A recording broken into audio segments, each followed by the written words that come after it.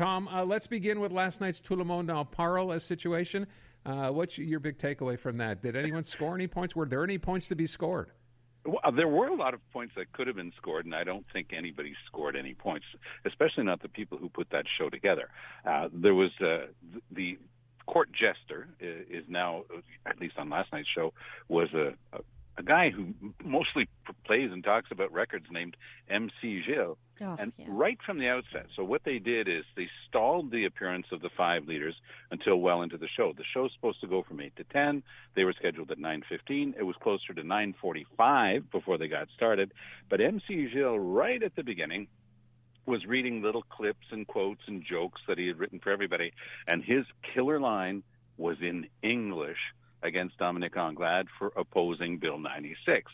And that was supposed to be funny, but it wasn't, because it showed outright bias, which is something that came through in everything that they did with her. They kept coming back to it. Guy Lepage, the show's host, kept coming back to it. And so it was the type of bias that they showed as well when dealing with Éric Duhem.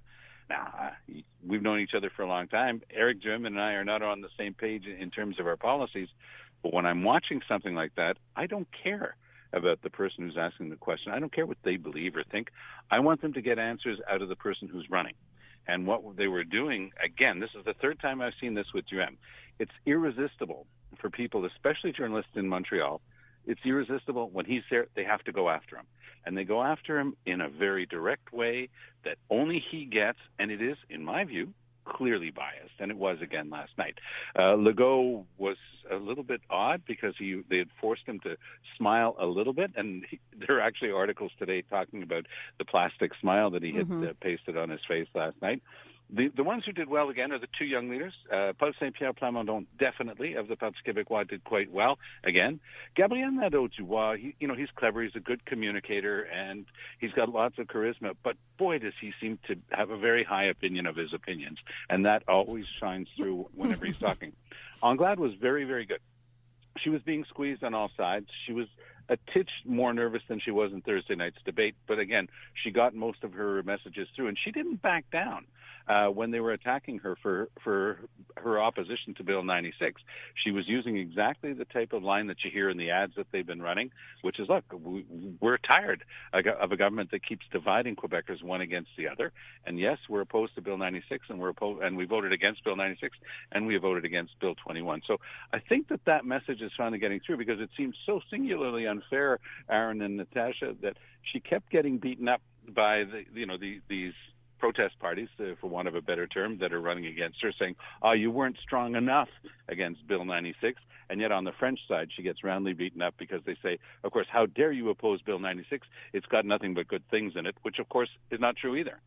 I will say the fact that she got picked on a little bit last night worked in her favor for me. I saw her as brave. I saw her as I loved her responses. She didn't back down. Yeah.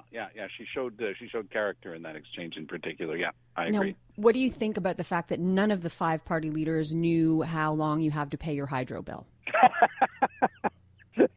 I have a feeling that they're probably on some sort of automatic payment system, most of them, but and none of them actually have to worry about money. But when you do worry about which bill gets paid in which order, you know things like that, isn't that true? Yeah, except for Éric Duhem, who should have answered. I'll ask my tenant. I'm sure he would know. But he said it was paid 12 years ago. That was his response. Missed opportunity there. I want to ask you what you think of this. That's fun, but I mean that's the difference, because there's that sort of stuff for all of them, right? Sure. But it's only Duhem that brings out the worst of it. And again, like I say, this guy and I are not on the same page in lots of our policies, but I just find it's unfair. It's singularly unfair and very biased against Duhem every time he goes to bat. I will ask you this. So I see today advanced polling. We were talking about the fact that, and Jim Enney was talking about this earlier, in some Anglo writings, it seems extremely low. But overall, that number is just below 13% before we factor in today. For one day, and then I see Éric Duhem comes out and says today, speaking of Éric Duhem, the high turnout in early voting is a good sign that Quebecers want change, implying that he is that change. What do you make of that?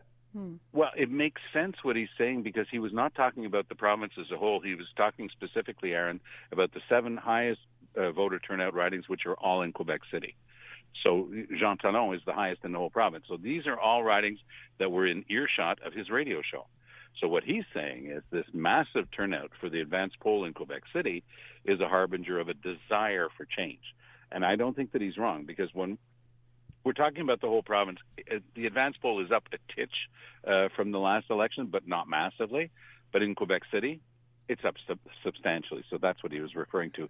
And that's his home turf. Okay. And that's where he's hoping to break through and win at least his seat, called Chauveau, probably at least one, maybe both Beauces, both Sud and both Beauce-Nord.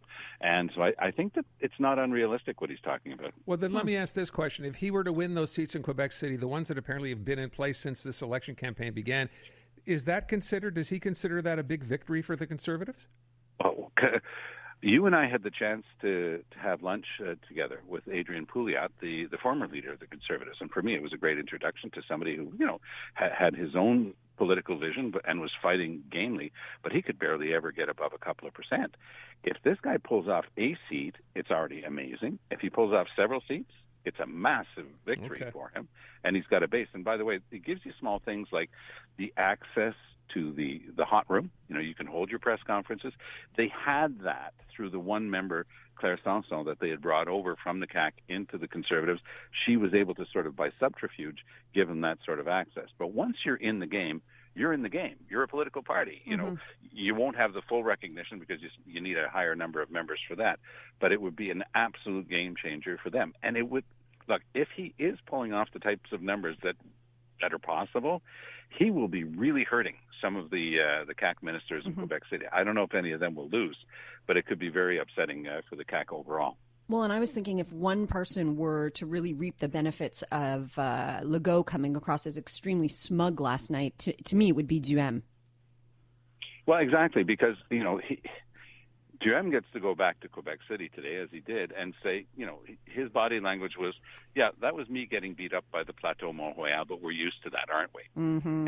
And so, he gets to say, we have a different approach here. We've got other things that we're looking at, and for example, his big fight with Legault over the so-called troisième lien, the third link, a new bridge or tunnel between Quebec City and Lévis on the South Shore. This is a huge thing in Quebec City, and frankly, Duhem has been scoring heavily on Legault on this one because he's simply showing that Legault hasn't been telling people the truth. Did you have any studies on this? You were going to do a multi-billion-dollar project without any adequate studies? Oh, you've done studies, but you just won't release them. So he's been playing that game and scoring extremely well and effectively against Legault. All right, before we run out of time, I want to get your take, Tom, on what's going on in Italy. First of all, it looks like the coalition government there will have the first female prime minister they've ever had in the country, but that's almost not the story. The story here is what she represents. I mean, this is a win, it would appear, for the far right. What they say, since Mussolini in the Second World War, Italy has never seen a leader like this. What do you make of this? It's a scary trend across the world. When you have a country like Italy, a G7 country that's always been, very close to the top in terms of their development, going for a leader like that, it's disquieting. And watching Silvio Berlusconi standing beside her, it looks like something that should be in Madame Tussauds wax museum. God, so true. And, following her, and her speech is disconnected. She's pushing some very hard right-wing ideas, anti-immigrant and anti-minority. And now you have to understand where it comes from, too, because Italy is of all the countries in that region, Italy is the landing place for by far the largest number. So it provokes resentment. Sweden, the same thing. Sweden has a population of about 8 million, and they've taken in over 1 million refugees over the past few years, most of them from the war in Syria. So these are results of the inability to take massive numbers. The numbers in Sweden are absolutely incredible when you compare to anything that in the countries that we're used to dealing with. Canada took in, tens of thousands, which was a laudable effort. But think of what that would represent for Canada in terms of proportion of population. We would have taken in millions of Syrian refugees, of course, which was not the case.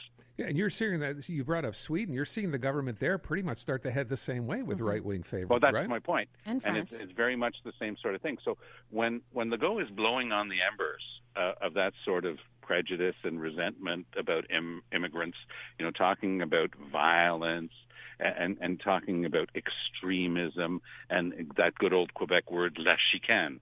So all of a sudden, immigrants represent la chicane. They represent quarrels, and they represent not getting along. Whereas Quebec, like the rest of Canada and the rest of North America, frankly. It was built by immigrants. But that's not something Francois Legault knows about. Tom Mulcair, back tomorrow morning with Andrew Carter at 7:40. Tom, thank you. Great stuff. Talk to you tomorrow. Talk to you Bye-bye. then. Thanks, Tom.